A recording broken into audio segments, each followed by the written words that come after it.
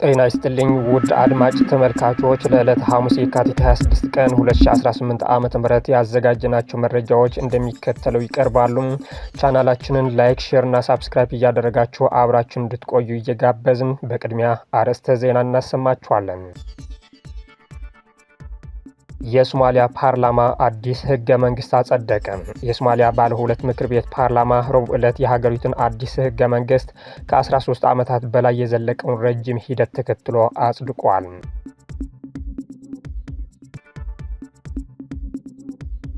የሱዳኑ ፈጣን ድጋፍ ኃይል የሃይማኖት ነጻነት የሚጋፋ ቡድን ተብሎ እንዲመደብ የአሜሪካ ተቋም ጠየቀ።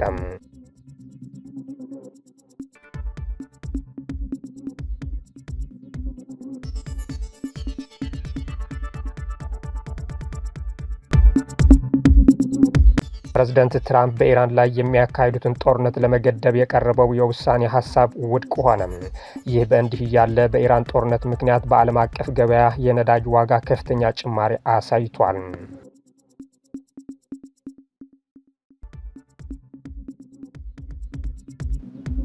የእነዚህና ሌሎች መረጃዎች አሁን እናቀርባለን። አብራችሁን ቆዩ።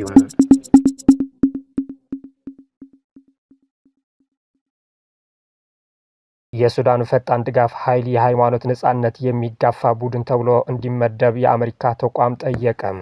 የአሜሪካ መንግስት አማካሪ ፓነል ለመጀመሪያ ጊዜ የውጭ ጉዳይ ሚኒስትር የሱዳን ፈጣን ድጋፍ ኃይል የፈጸመው ከባድ የሃይማኖት ነጻነት ጥሰቶችን ተከትሎ ልዩ አሳሳቢ አካል አድርጎ እንዲሰይም ጠይቋል። የአሜሪካ የዓለም አቀፍ የሃይማኖት ነጻነት ኮሚሽን በ2026 ዓመታዊ ሪፖርት ላይ እንደገለጸው ቡድኑ በ2025 ስልታዊና አስከፊ በደሎችን ፈጽሟል።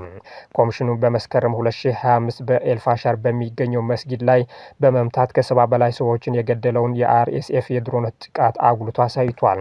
ከታለመላቸው ጥቃቶች በተጨማሪ የአርኤስኤፍ ተዋጊዎች የአምልኮ ቤቶችን ዘርፈዋል ወይም ጥቅም ላይ እንዳይሰጡ አድርጓል፣ እንዲሁም የሃይማኖት መሪዎችን አስፈራርቷል ወይም አፈናቅሏል ብሏል ሪፖርቱ።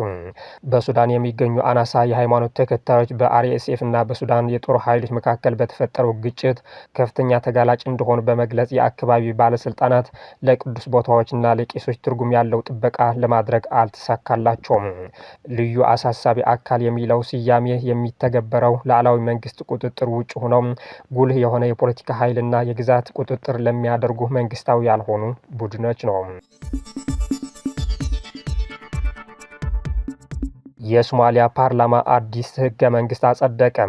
የሶማሊያ ባለ ሁለት ምክር ቤት ፓርላማ ረቡዕ ዕለት የሀገሪቱን አዲስ ህገ መንግስት ከ13 ዓመታት በላይ የዘለቀው ረጅም ሂደት ተከትሎ አጽድቋል። የፌዴራሉ ፓርላማ የታችኛው ምክር ቤት አፈ ጉባኤ ሼክ አደን መሐመድ ኑር በጋራ ስብሰባው 186 የታችኛው ምክር ቤት አባላትና 37 ከላይኛው ምክር ቤት የተውጣጡ ሴኔተሮች አዲሱን ህገ መንግስት በጋራ ድምጽ ሰጥቷል ብሏል። ዛሬ ታሪካዊ ቀን ነው። ህገ መንግስታችን ከጊዜያዊ ወደ ኦፊሳላዊና ህጋዊ በሆነ መንገድ ሲሸጋገር ሊታወስ የሚገባው ቀን ነው ሲሉ ኑር ተናግረዋል። አዲሱ ህገ መንግስት በፕሬዝዳንት ሐሰን ሼክ መሐሙድ በይፋ ህጋዊ ሆኖ ይፈረማል ተብሎ ይጠበቃል። በ2012 በሞቃዲሾ በተካሄደው ኮንፈረንስ ላይ ከ800 በላይ ተወካዮች ይህንን ህገ መንግስት ተቀብሎት የነበረውን ጊዜያዊ ህገ መንግስት ይተካል። ዛሬ ለሶማሊያ ህገ መንግስታችንን ለማጠናቀቅና ለማጽደቅ ግዴታችን ስንወጣ ከጊዜያዊ ደረጃ ወደ ከፍተኛ የሀገሪቱ ህግ የተሸጋገረበት ወሳኝ ምዕራፍ ነው ሲሉ የህግ አውጭና የቤተሰብ ጉዳዮችና የሰብአዊ መብቶች ሚኒስትር የሆኑት ካዲጅ መሐመድ አሊ ማኩዙሚ ተናግረዋል። አዲሱ ህገ መንግስት የፕሬዝዳንታዊ ጊዜ አሁን ካለው 4 ዓመት ወደ 5 ዓመት ያራዝማል። ፕሬዝዳንቱ በፓርላማ እንደሚመረጡ የፓርላማ አባላት ደግሞ በቀጥታ በዜጎች እንደሚመረጡ ይደነግጋል። በአዲሱ ህገ መንግስት መሰረት ጠቅላይ ሚኒስትሩ የሚሾሙት በፕሬዝዳንቱ ሲሆን ነገር ግን በፓርላማ ከስልጣናቸው ሊነሱ ይችላሉ። ህገ መንግስቱ የስራ አስፈጻሚ የህግ አውጭና የፍትህ አካላት ሚና ይገልጻል። እንዲሁም የስራ አላግባብ መጠቀምን ለመከልከል ግልጽነት ለማረጋገጥና የህግ የበላይነትን ለማስከበር የተነደፉ የቁጥጥር ዘዴዎችን ያቋቁማል። የፍትህና የህገ መንግስት ጉዳዮች ሚኒስትር ሐሰን ሞአሊን መሐመድ ሼክ አሊ አዲሱን ህገ መንግስት መጽደቁን አወድሶም በፓርላማ መፈቀዱ ሀገሪቱ ወደ መረጋጋት፣ መልካም አስተዳደርና ብሔራዊ አንድነት ጉዞ ታሪካዊ ምዕራፍ እንደሆነ ገልጿል። ህገ መንግስቱ በቀላሉ አልመጣም። የሶማሊያን ህዝብ ምኞት የሚያንጸባርቅ ሰነድ ለማዘጋጀት ከሁሉም ባለ ባለድርሻ አካላት ጊዜ፣ ሀብትና የማይናወጥ ቁርጠኝነት ፈጅቷል። ዛሬ ለፍትሐዊ ደህንነቷ የተጠበቀችና የበለጸገች ሶማሊያ መሰረት እንጥላለን ሲሉ ሞአሊም በሰጡት መግለጫ ተናግሯል። የህገ መንግስቱ ሂደት በራስ ገዝ በሆኑ የጁባላንድና ፑንትላንድ አስተዳደሮች በተደጋጋሚ ተቃውሞ ሲገጥመው እንደነበር ይታወሳል። ፕሬዚደንት ትራምፕ በኢራን ላይ የሚያካሂዱትን ጦርነት ለመገደብ የቀረበው የውሳኔ ሀሳብ ውድቅ ሆነ። በኢራን በሚካሄደው ጦርነት ላይ የፕሬዚደንት ዶናልድ ትራምፕ ስልጣንን ለመገደብ ያለመ በሁለቱ ፓርቲዎች የቀረበውን የውሳኔ ሀሳብ ተቀባይነት ሳያገኝ ቀረ። ይህ ፕሬዚደንት ትራምፕ የሀገራቸውን ምክር ቤት ፍቃድ ሳያገኙ ወታደራዊ እርምጃ እንዳይወስዱ ለመከልከል የታሰበው የውሳኔ ሀሳብ በ53 ተቃውሞ ውድቅ ሲሆን 47 አባላት ደግፎታል። ዲሞክራቶች ትራምፕ የአሜሪካ ምክር ቤት ስልጣንን ወደ ጎን ገፍተዋል በሚል ተችቷል። በምክር ቤቱ ውስጥ ያሉ አብዛኞቹ የትራምፕ ፓርቲ አባላት የውሳኔ ሀሳቡን የተቃወሙት ሲሆን ነገር ግን ጦርነቱ በሚመጡ ሳምንታት እየሰፋ የሚሄድ ከሆነ ሀሳባቸው ሊቀይሩ እንደሚችሉ ጠቁመዋል።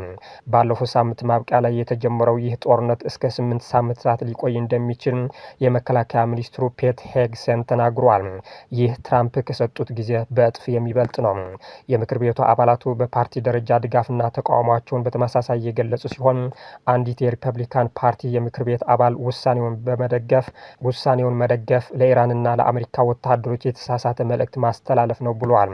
የዲሞክራቶች መሪው ቻክ ሹመር ድምጽ ከመሰጠቱ በፊት ባደረጉት ንግግር በመካከለኛው ምስራቅ በሚካሄደው ያልተቋረጠ ጦርነት ከተሰላቸው የአሜሪካ ሕዝብ ጋር ትቆማላችሁ ወይስ ወደ ሌላ ጦርነት እያስገቡን ካሉት ዶናልድ ትራምፕና ፔት ሄግሴት ጋር ትቆማላችሁ ሲሉ ጠይቆ ነበር።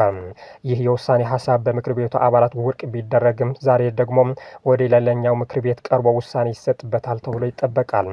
በአሜሪካ ሕግ መሰረት ፕሬዝደንቱ በይፋ ሳያውጅ በራሱ ውሳኔ ጦርነት ማካሄድ የሚችል ሲሆን ነገር ግን በ48 ሰዓት ውስጥ ለኮንግረሱ ማሳወቅ ይጠበቅበታል በማለት የዘገበው ቢቢሲ ነው። ይህ በእንዲህ እያለ የአሜሪካ ሴኔት የጦር ሰሚ ንዑስ ኮሚቴ ትናንት የካቲት 25 ቀን 2018 ዓ.ም ከኢራን የሚካሄደውን ውጊያ አሜሪካ ሆኖ ሲገመግምና ግምገማቸውን ወደ ሴኔት ለማቅረብ በተሰበሰቡበት አንድ የአሜሪካ የቀድሞ ጀነራል ለእስራኤል ብለን አሜሪካውያን መሞት የለብንም፣ ያልሆነ ውሳኔ እንዳትወስኑ፣ አሜሪካውያን ለምን እንሞታለን በማለት ተቃውሞ ማሰማታቸውን ተከትሎ በፖሊስ ተገፍትሮ ሲወጡ እጃቸው የበር መቃን ውስጥ ገብተው ሲጮሁ መታየታቸው ብዙዎች እያነጋገረ ይገኛል። በኢራን ጦርነት ምክንያት በዓለም አቀፍ ገበያ የነዳጅ ዋጋ ከፍተኛ ጭማሪ አሳይቷል። ከቀናት በፊት አሜሪካና እስራኤል ኢራን ላይ በከፈቱት ጦርነት ምክንያት የታየው የነዳጅ ዋጋ በዓለም አቀፍ ገበያ የመናር አዝማሚያ አሁንም ቀጥሏል። በዛሬው የዓለም አቀፍ ገበያ የአንድ በርሜል የብሬንት ድፍድፍ ነዳጅ ዋጋ ከ83.7 ዶላር በላይ ሲደርስ ከትናንቱ ጋር ሲነጻጸር የ2.37 በመቶ ጭማሪ አሳይቷል። ይህ የዋጋ ጭማሪ የተመዘገበው ኢራን የምትቆጣጠረው የሄርሙዝ ሰርጥ በመዘጋቱ የትራፊክ እንቅስቃሴዎች ላይ ገደብ በመጣሉ ነው። ፕሬዝዳንት ዶናልድ ትራምፕ ስለተስተዋለው የነዳጅ ዋጋ ንረት ባደረጉት ንግግር የነዳጅ ዋጋ ለጥቂት ጊዜ ትንሽ ከፍ ቢልም ይህ ጦርነት እንዳበቃ ወዲያውኑ ዋጋው ይቀንሳል ሲሉ ተደምጧል። በተጨማሪም አስፈላጊ ከሆነ አሜሪካ በመካከለኛው ምስራቅ የሚያልፉ መርከቦችን እንደምታጅብ ጠቁመዋል።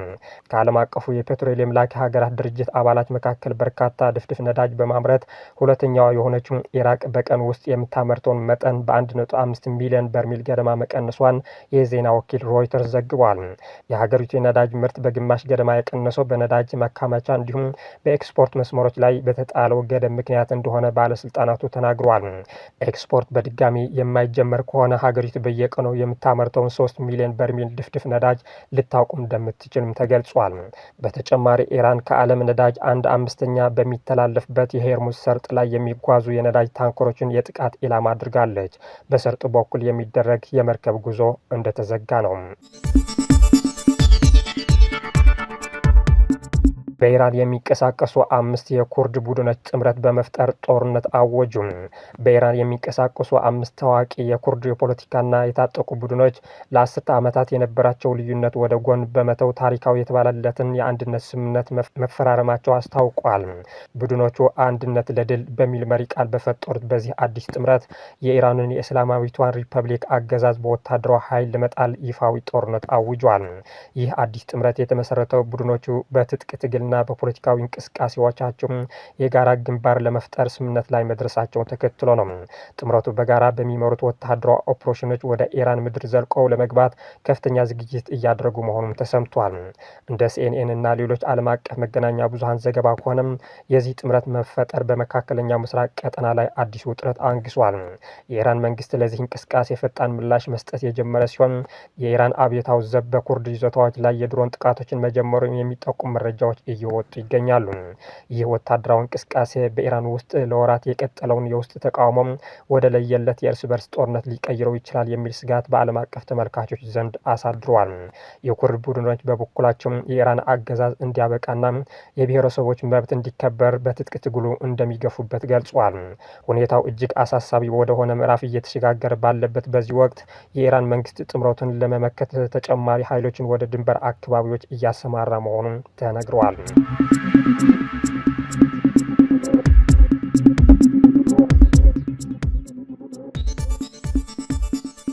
የዕለቱ ዜናዎች በዚህ አበቃን። መልካም ቀን።